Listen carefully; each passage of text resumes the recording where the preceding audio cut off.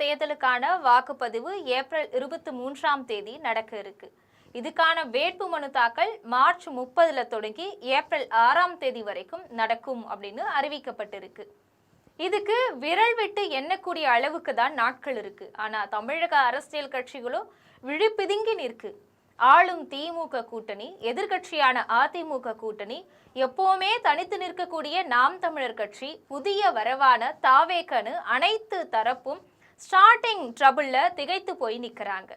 ஒவ்வொரு தரப்புக்கும் ஒவ்வொரு விதமான பிரச்சனை சூழ்ந்திருக்க தேர்தல் தேதி ரெடி, கட்சிகள் ரெடியா அப்படிங்கிற மிகப்பெரிய கேள்வி இப்ப எழுந்திருக்கு. மத சார்பற்ற முற்போக்கு கூட்டணி, இண்டி கூட்டணி அப்படிங்கிற எந்த பெயர்ல அழைத்தாலும் 2019 பாராளுமன்ற தேர்தலில் இருந்து 2024 பாராளுமன்ற தேர்தல் வரைக்கும் தமிழகத்துல வெற்றி கூட்டணியாக வலம் வந்து கொண்டிருக்கிறது திமுக தலைமையிலான கூட்டணி தான். அந்த வெற்றியுடைய சூத்திரமாக இருக்கக்கூடியது திமுக அமைத்திருக்கக்கூடிய வலிமையான கூட்டணி. மறைந்த முதல்வர் திமுக தலைவர் கருணாநிதியாலேயே முடியாத கூட்டணி சூட்சுமங்களை முதல்வர் மு.க. ஸ்டாலின் தெரிஞ்சு வச்சிருக்கிறார் அப்படின்னு புகழாரம் சூட்டிட்டு இருந்தாங்க அரசியல் விமர்சகர்கள். ஆனா தேர்தல் தேதியே அறிவிக்கப்பட்ட போதிலும் திமுக கூட்டணியில தொகுதி பங்கீடு இன்னும் முடிஞ்ச பாடா இல்லை. கூட்டணியில இருக்குமா வெளியேறிடுமா அப்படிங்கிற பரபரப்பாக பார்க்கப்பட்ட காங்கிரஸ் கட்சி 28 சீட்டுகளோட அமைதியாயிருச்சு. தேமுதிகவுக்கு தேசிய ஜனநாயக கூட்டணி தான் இயல்பான கூட்டணி அப்படின்னு சொல்லப்பட்டுட்டு வந்துச்சு. இப்ப இந்த கட்சியும் திமுக கூட்டணிக்குள்ள ஐக்கியமாயிடுச்சு. ஆனா கடந்த 9 ஆண்டுகளாக கூட்டணியில இருக்கக்கூடிய தோழமை கட்சிகளான சிபிஐ, சிபிஎம், விசிக, தவாக உள்ளிட்ட கட்சிகள் திமுகவோடு முரண்பட்டு நிக்குது. அதிகாரத்துல பங்கு கேட்டு டிமாண்ட் செஞ்ச கட்சிக்கு அதிக இடங்கள்.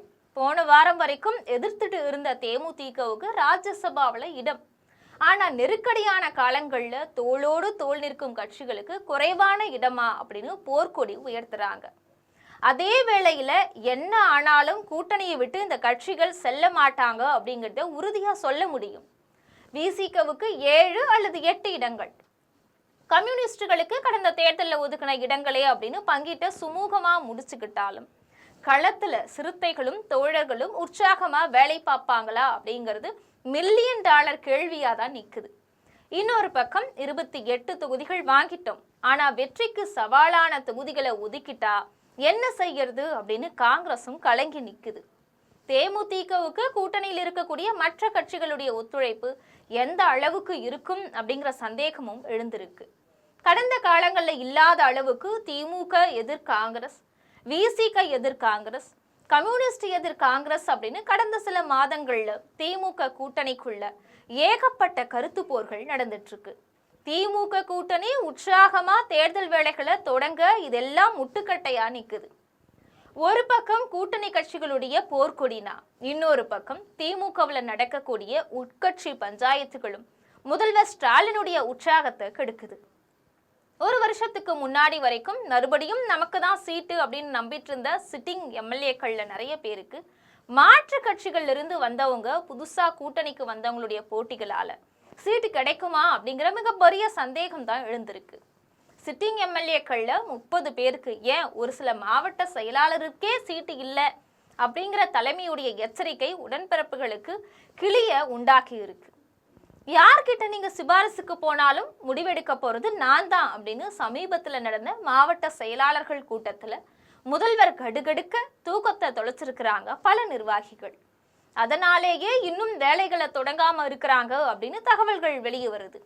கூட்டணி பஞ்சாயத்துகளை முடிச்சு கட்சிகள்ல சீட்டு பஞ்சாயத்துகளை முடிச்சாதான் தேர்தல் களத்துக்கு தயாராக முடியும் அப்படிங்கிற நிலைதான் திமுக கூட்டணியில இருக்கு. தமிழகத்துல முதல் ஆளாக கூட்டணியை முடிவு செஞ்சாலும் கடைசி வரைக்கும் கூட்டணிக்கு அவர் வருகிறாரா இவர் வருகிறாரா அப்படிங்கிற இழுப்பறி தேசிய ஜனநாயக கூட்டணிக்குள்ள நீடிச்சுட்டே இருக்குது. கட்சிகளை சேர்த்து கொண்டே போனா அதிமுகவுக்கான இடங்கள் குறைந்து போகும் அப்படிங்கிற பயம் அதிமுகவுடைய பொதுச் செயலாளர் எடப்பாடி பழனிசாமிக்கு எழுந்திருக்கு. அதனாலதான் தாவேக கூட பாஜக நடத்தின கூட்டணி பேச்சுவார்த்தைகள்ல பெரிய அளவுல அவர் ஆர்வம் காட்டவே இல்லை. கூட்டணிக்குள்ள இடப்பங்கீட்டு பிரச்சனைகள் ஓரளவுக்கு முடிஞ்சிட்டாலும் ஒரே தொகுதியை பல கட்சிகள் குறி வைக்கிறதால இன்னமும் ஒரு முடிவுக்கு வர முடியல அப்படின்னு சொல்றாங்க. இது தவிர மாஜிக்கள் பலரும் தொகுதி மாற்றி கேட்டிருக்கிறதும் எடப்பாடி பழனிசாமிக்கு சிக்கலா மாறி இருக்கு.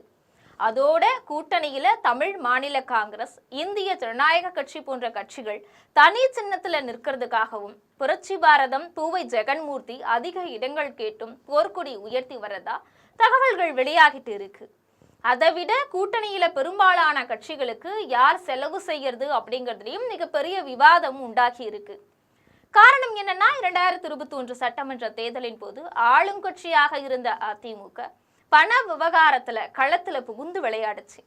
ஆனா இப்போ எங்களால கொஞ்சம் தான் முடியும், வேட்பாளர்கள் தான் பாத்துக்கணும் அப்படின்னு தலைமை அறிவுறுத்த இப்பவே கொதிப்புல இருக்கிறாங்க ரத்தத்தின் ரத்தங்கள். போட்டியிடக்கூடிய எல்லா தொகுதிகளிலையும் திமுகவுக்கு டஃப் பைட் கொடுக்கக்கூடிய வகையில வலிமையான வேட்பாளர்களை தேர்வு செய்யறதுலையும் அதிமுக தலைமை விழிப்பிதுங்கி நிக்குது. இன்னொரு பக்கம் எப்படியாவது சீட்டை வாங்கிடணும் அப்படின்னு முட்டி மோதுறாங்க முன்னாள் இன்னாள் எம்எல்ஏக்கள்.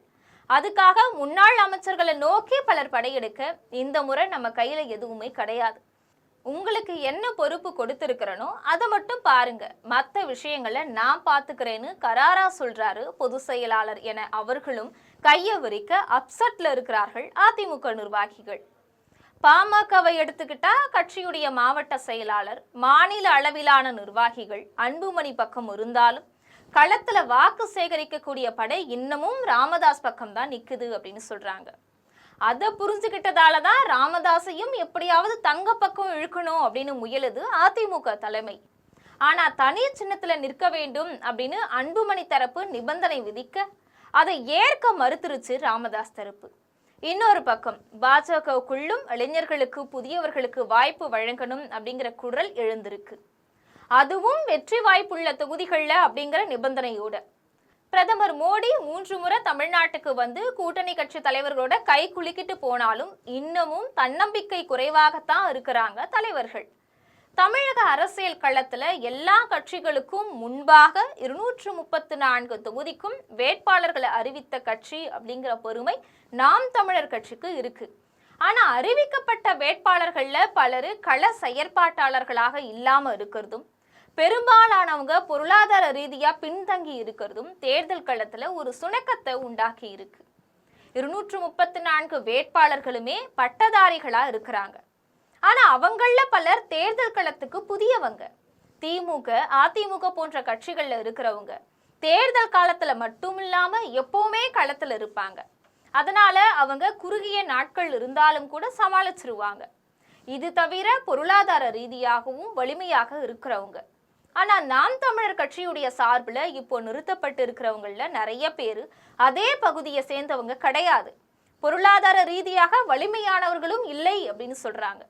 தமிழகத்துல மற்ற கட்சிகளை போல நாம் தமிழர் கட்சியில வேட்பாளர்களுக்கு கட்சி தலைமை பெருசா எந்தவித செலவும் செய்யறது கிடையாது. அதனால தேர்தல் களத்துல வேகமாக செயல்பட முடியல அப்படின்னு சொல்றாங்க. அது மட்டும் இல்லாம தேர்தலுக்கு நாட்கள் குறைவா இருக்கிறதால 234 தொகுதிகளுக்கும் தலைமை ஒருங்கிணைப்பாளர் சீமானால தேர்தல் பிரச்சாரத்துக்கு போக முடியாது. சாட்டை துரைமுருகனை தவிர மற்ற பேச்சாளர்கள் நிறைய பேர் தொகுதிகளுக்கு வேட்பாளர்களாகவும் அறிவிக்கப்பட்டிருக்கிறாங்க. 2ஆம் கட்ட தலைவர்களாக இருந்த பலர் கட்சியை விட்டு வெளியேறிட்டாங்க. அதனால பிரச்சாரம் செய்யறதுலயும் நிறைய சிக்கல்கள் இருக்கு. தமிழக வெற்றி கழகத்தை பொறுத்த வரைக்கும் முதல் பரீட்சையே கடுமையான பல பரீட்சையா இருக்குது. நாம் தமிழர் கட்சி மாதிரி தங்களுக்கு இருக்கும் வாக்கு சதவிகிதத்தை வெற்றியாக தாவேகாவால சொல்லிக்கொள்ள முடியாது. தங்களை முதன்மை சக்தி அப்படின்னு முன்னிறுத்திக்கிற அவங்க கிட்ட எதிர்பார்ப்பும் அதிகமா தான் இருக்கு.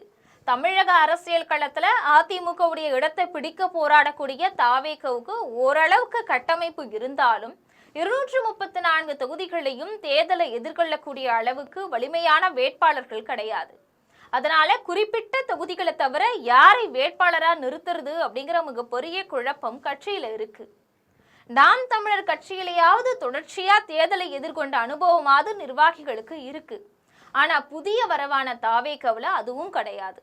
ஒரு சில நிர்வாகிகள் உள்ளாட்சி தேர்தல்கள்ல பங்கு கொண்டதோடு சரி. இன்னொரு பக்கம் கூட்டணியோ தனித்து போட்டியோ அப்படிங்கறத கடைசி வரைக்கும் இழுபறியா போயிட்டு இருக்கிறது கட்சியினருக்கு மத்தியில குழப்பத்தை உண்டாக்கி இருக்கு. இது தவிர நிர்வாகிகள்ல ஒரு சிலரே பொருளாதார வலிமையோடு இருக்கிறதும் முன்னணி தலைவர்கள் எல்லாருமே சென்னைக்குள்ளேயே போட்டியிட முடிவு செஞ்சிருக்கிறதும் கட்சிக்கு பின்னடைவா பார்க்கப்படுது. ஆளுக்கு ஒரு மண்டலம் அப்படின்னு பிரிச்சு வேலை செஞ்சிருந்தா ஓரளவுக்கு எல்லாவித பிரச்சனைகளையும் சமாளிச்சிருக்கலாம். இது தவிர கட்சியுடைய தலைவர் விஜய் மீதான அடுத்தடுத்த சட்ட நெருக்கடிகளும் தேர்தல் வேலைகள்ல முழுமையா கவனத்தை செலுத்த முடியாம கட்சிக்குள்ள சுணக்கத்தை உண்டாக்கி இருக்கு. கட்சிகள் இன்னும் தயாராகாத நிலையில களம் தயாராயிருக்கு. எவ்வளவு வேகமாக தங்களை தயார்படுத்தி கொண்டு கட்சிகள் தளத்துக்கு வருகின்றன அப்படிங்கிறத நாம பொறுத்திருந்துதான் பார்க்க வேண்டும். இது போன்ற அரசியல் பின்னணி செய்திகளை தெரிந்து கொள்ள ஜெம் தொலைக்காட்சியுடன் எப்பொழுதும் தொடர்பில் இருங்கள். நன்றி.